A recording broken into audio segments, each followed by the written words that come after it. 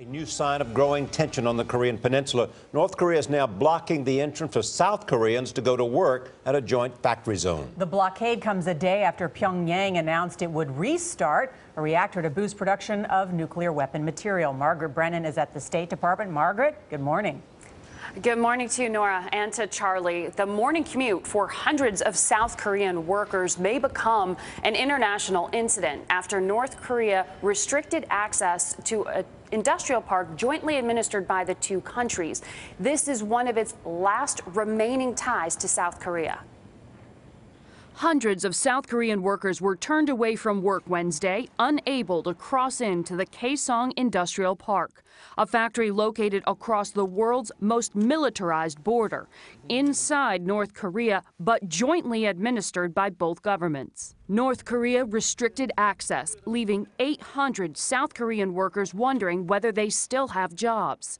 The joint venture, which generates billions of dollars in trade each year, was seen as one of the last symbols of cooperation between North and South Korea. The rare decision to disrupt trade moves North Korean hostility from rhetoric to reality.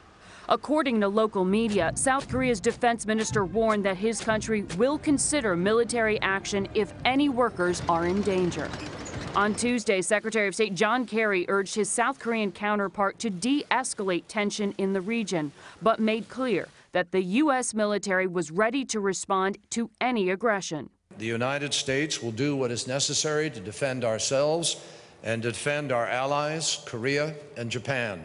Also Tuesday, the U.S. Navy deployed a second destroyer to the Pacific to counter any missile threats from the north. For over a month, North Korea has been threatening to wage war following a decision by the United Nations to punish North Korea for testing a nuclear weapon.